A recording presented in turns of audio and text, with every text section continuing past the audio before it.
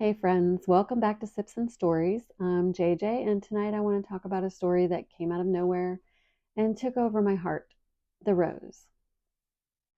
This book, it started on a long solo drive, my first ever 10 and a half hours straight through road trip from Cincinnati to Mississippi, heading down for my daughter's pre-wedding festivities. And somewhere in Tennessee, I passed a sign for Nolan Lake, an actual lake, and I thought, that's it. That's a character's name. A little broody and strong and grounded. Then an 18-wheeler passed me, driven by a guy who looked out of place behind the wheel of that big rig. I won't go into detail because that'll take away from the charm, but it was so vivid how Nolan's character came to life at that moment. And then another sign caught my eye. Loretta Lynn. I had this sudden vision of a little girl with a big name she couldn't quite live up to or pronounce. She'd call herself Lola instead. And over time, it just stuck. And thank God for Lola, because being named Loretta Lynn Parker had become her own personal embarrassment. But it was her mother's favorite country music artist. And sometimes moms win out when they name us. And sometimes we find a way to change what we don't like about it. I mean, I go by JJ. My mom definitely didn't name me that. And by the time the drive was over, I had the entire outline written. I did have to shelve it while I published my With Wine series, but it's only taken me a few months to write, and I am beyond proud of it.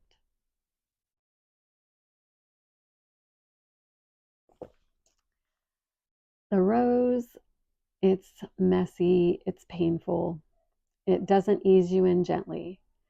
It grabs you by the heart in the first few pages and twists. My test readers, the messages I got ranged from I hate him and hope he gets hit by a truck to are you trying to destroy me? That was just the prologue. And honestly, it got to me too. But I needed that. I needed them and one day you to feel what she felt so that when the forgiveness comes, when the redemption starts to bloom, it actually means something. Because that's what this book is. It's a slow burn. It's a second chance story, a look at the kind of love that doesn't just sweep you off your feet, but it holds you steady, especially when you've lost everything. And Nolan Lake, he runs Lake Trucking. It's the largest distribution company in the US, but what he's really running from is a life that used to make sense. And Lola, she owns a little bar called The Rose. She purchased it in hopes of moving on from something she's still grieving.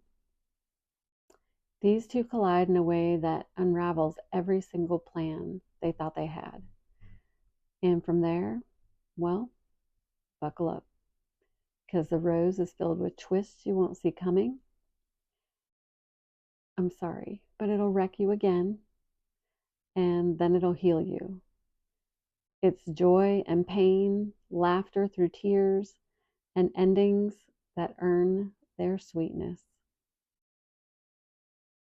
Right now, I'm polishing off the last few chapters. It's not staying under 100,000 words, and maybe that means agents will hesitate for now.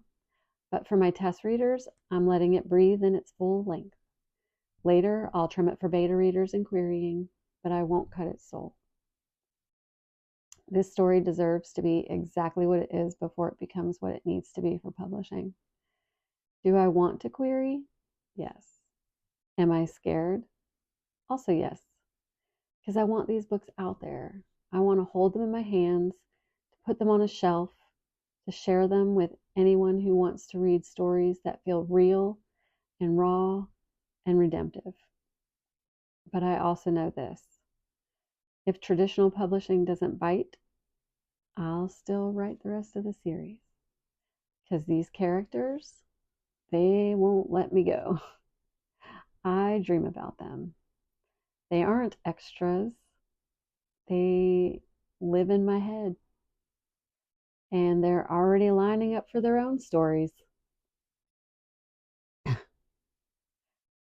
When I first started with Wine Comes Wisdom, I queried, and the rejections came fast, mostly because the word counts were intimidating. It's long, 600 plus pages, but I couldn't shorten it.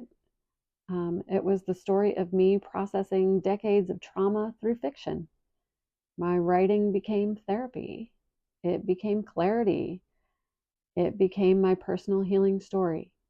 So, yeah, I'm going to query the rose. I'll track the rejections. I'll give myself a limit. And then, if I need to, I'll pivot. But I'm not giving up. This story is special, and I truly believe it has the legs to go the distance. And thanks for letting me share my heart tonight. If you've ever had a dream that showed up when you weren't looking, while driving across state lines, staring at your future, I hope you chase it, because sometimes what blooms from pain is the most beautiful thing of all. I'm JJ, and this has been Sips and Stories.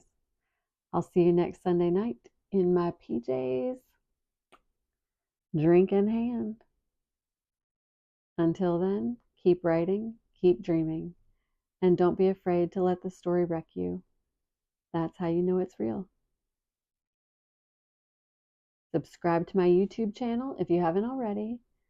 And then come find me on TikTok, Instagram, and Threads at J.E. Johnson Author, and on Facebook at J.E. Johnson. Cheers and good night.